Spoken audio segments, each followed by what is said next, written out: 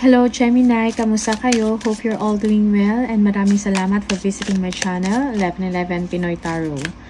Tingnan natin ang romantic connection between you and your person. Let's see what is happening. Pwede niyong panoorin ang inyong Moon, Rising, and Venus placements. Maraming salamat sa inyo Gemini. Please subscribe, comment, share, and tap the bell. Let's see how your love life unfolds and what you can expect. Ano yung mga strong energies and messages for Gemini, please? Gemini.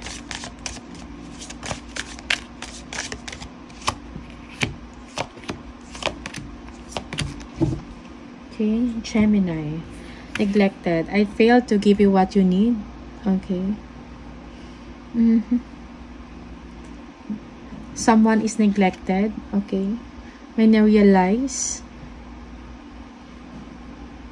na hindi binigay sa inyo kung ano yung deserve mo. Gemini. Attention. Okay. Pagmamahal.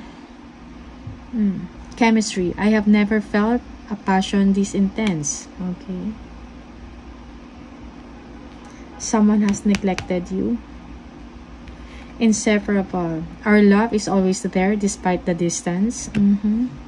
Long distance relationship. For some of you, you are dealing with that. Okay. Very passionate sa inyo yung person. Intense yung chemistry ninyong dalawa. Confusion. I feel unclear about where we stand. Okay. So, merong clarification about sa status ng inyong relationship. Okay. For some of you, kailangan pag-usapan. Tingnan natin kung ano yung messages and energies for Gemini, please. Gemini.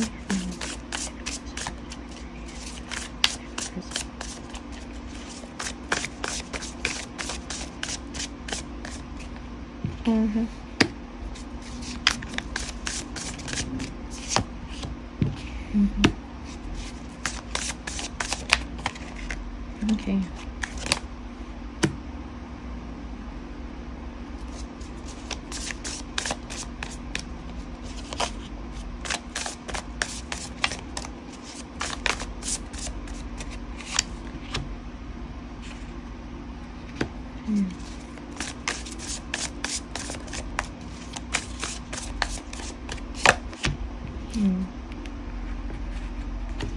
Siguro may mga options, okay? Nag-iisip ngayon ang inyong person about sa situation ninyo, okay? Gusto niya mag-provide, i-provide kung anong best para sa iyo or sa inyo, okay? Yeah. Para nag-worry, may mga self-limiting beliefs ang person ninyo about sa relationship, about sa status ninyong dalawa. Oops. Okay. May nahulog.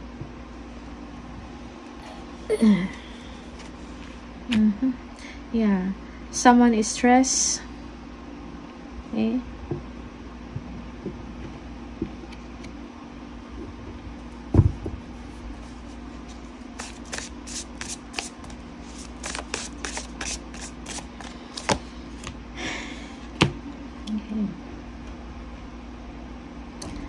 Gemini, kailangan nyo bigyan ng pansin ang inyong person, okay? Your person might be disappointed of you or it's the other way around, okay? Merong hindi pagpapansinan, may silent treatment, okay? Kailangan ng fun time sa inyong relationship, Gemini, and openness. Yeah. For some of you, you need freedom. Pursue your dreams. You are very ambitious. May goals ka na gustong gawin or maabot. Yeah. Use your intuition.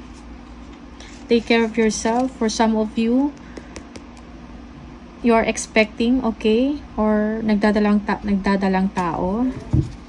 Yeah. Okay. Gemini, nag-iisip ngayon ang inyong person, okay? Hindi niya alam kung anong sa isip ninyo, anong nangyayari sa sitwasyon.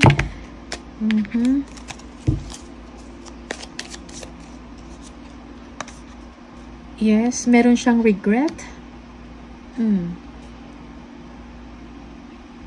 Merong disappointment surrounding your situation, surrounding sa relationship ninyo. It may be money, Gemini. Okay?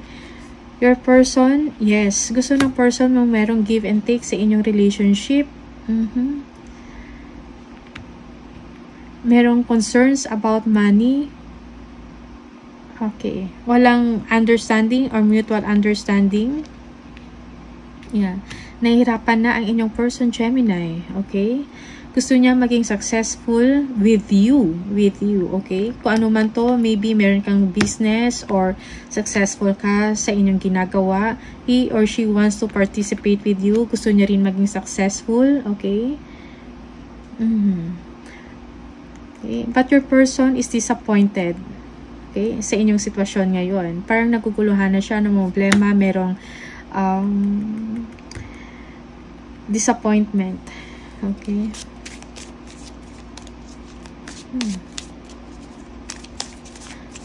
Disappointed siya sa inyo, Gemini. Your person wants to express, gusto niya rin sana, no, na masabi sa inyo na gusto niya rin ayusin ang inyong relasyon. Gusto niya makipag-communicate sa'yo. Kung meron mang mga delays or challenges sa inyo, delays, okay, gusto niyang i-overcome yun. Gusto niyang pag-usapan ninyong dalawa, magplano kayo, mga exciting plans for the future for both of you, okay?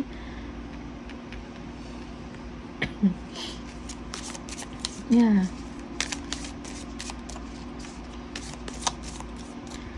Mataas din ang expectation mo sa person mo, Gemini. And gusto mo yung person mo magkaroon din siya ng sarili niyang plans for the future para sa inyong dalawa. Okay? Gusto mong makapag-contribute o makapag-provide din siya sa inyong situation.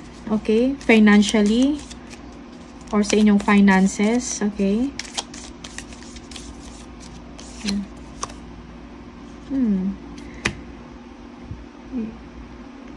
For some of you, you're being argumentative na, no? But sometimes you have to release the control issues na meron ka. Parang hindi mo rin masabi kung ano yung gusto mong sabihin ng diretsa sa person mo. Pero na-express mo siya sa ibang paraan din, okay?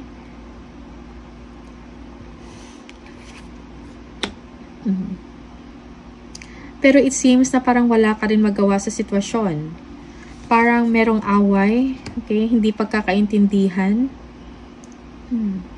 Sometimes you just have to accept the current situation, Gemini. Siguro mataas lang din yung expectation mo sa person mo. Okay? Just accept the situation, the current circumstance, and embrace kung ano pa yung mga susunod na pwedeng mangyari or makontribute ng person mo sa inyong relasyon, sa inyong sitwasyon. Okay?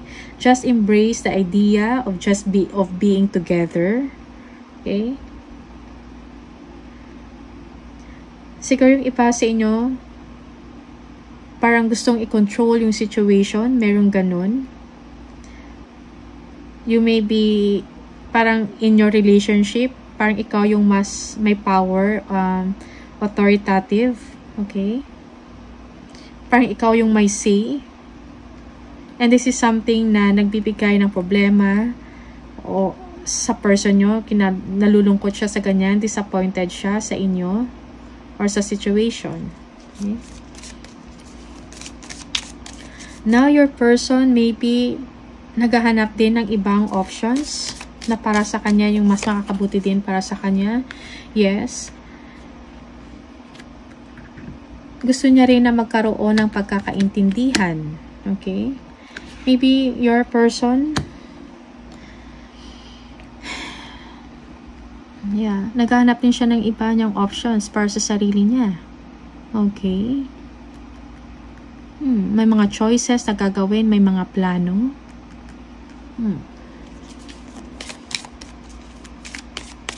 For himself. Or maybe a partnership. Inaisip niya yun, yung isang option.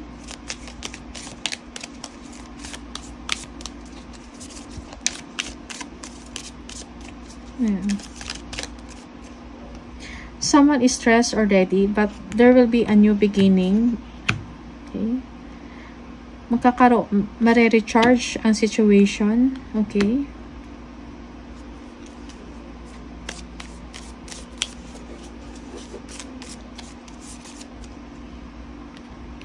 Maybe merong make-up after ng gulo or ng tension, after ng tension sa inyong relationship. Okay.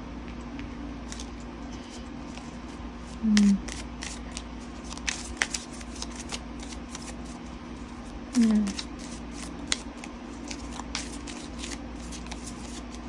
Parang kailangan ma-maintain, no? Ma-maintain or i-sustain ang relationship. Just keep the fire burning, okay? Although parang ang hirap na ng sitwasyon. Yes.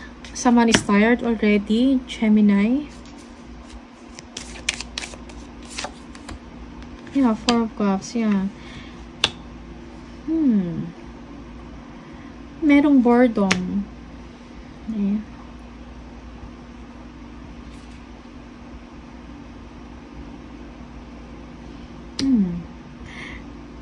Kailangan ng pag-uusap.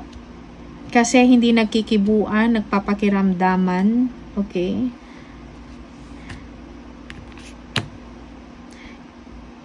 Is this worth fighting for? Itong relasyon na to? Kaya pa ba, Gemini? Okay. Kailan pa bang buhayin? Or, yeah, kaya pa ba? Okay.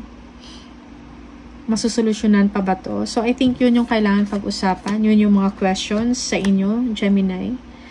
Just take what resonates, okay? Depende sa inyong situation. It may be the other way around.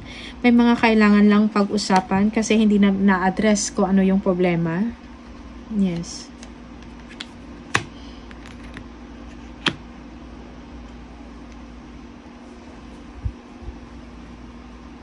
Okay.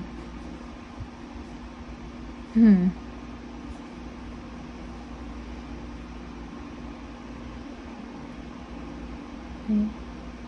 So, kailangan ng give and take.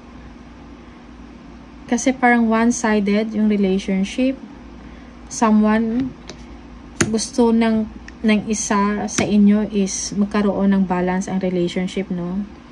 Tamang dealings, maayos na pakikisama sa isa't isa. Pero yung isa is argumentative. Maybe this is you, Gemini. Okay? And sometimes you just have to let go of your control issues. May gusto kang mangyari, pero minsan hindi mo kailangan ipilit kung ano yung gusto mo. And now your person, maybe nasa sitwasyon niya na kailangan niyang pumili or maghanap ng ibang options din ng para sa kanya, kung ano makakabuti sa kanya. Okay? Yeah. Maybe your other person.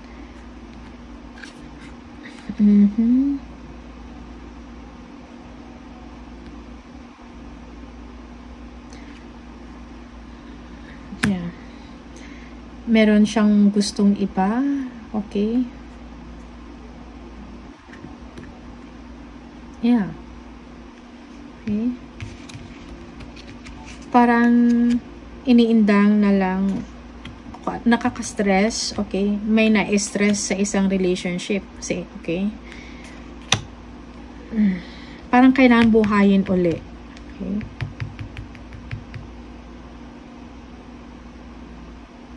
Yeah.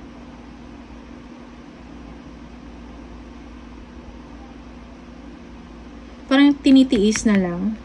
Okay? Sorry, Gemini, pero merong ganitong energy yung situation. Yeah. Wala kasing openness eh. Yung isa ayaw mag-open up ng conversation, ayaw mag-initiate. Parang sinasarili na lang. One challenge or isa sa mga challenges is maybe your person, kung ano yung nararamdaman niya, sinishare niya na lang or sinasabi niya sa iba or kumukuha ng advice, something like that. Gemini, okay? Maybe you are also thinking na meron siyang iba. And yun din yung cause, isa din sa mga problema ninyo sa inyong relasyon. Yeah. But your person is very disappointed, nalulungkot siya sa inyong sitwasyon, nag-iisip siya ng paraan na para din sa kanya kung anong mas makakabuti sa inyong relationship because pagod na, okay? Walang pagkakaintindihan, walang give and take.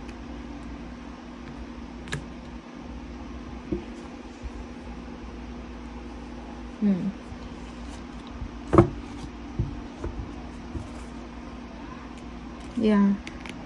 Kailangan ng conversation, openness, or malalim na pag-uusap or heartwarming na pag-uusap sa inyong dalawa, Gemini. If you think na worth it pa to na i-continue ang relationship, then kailangan mag-open up, kailangan mag-usap. Yeah, new beginning. Kailangan i-revive ang inyong relationship. Kailangan ng passion again, ibalik yung passion. Okay. Tingnan natin, ano pa yung mga messages for Gemini. Gemini, please, Gemini.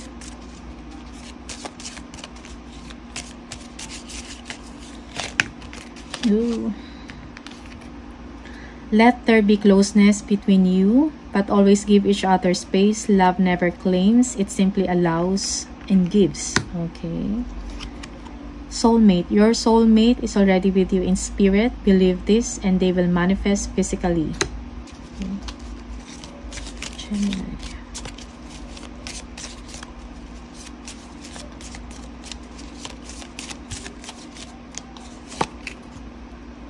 Sexual union.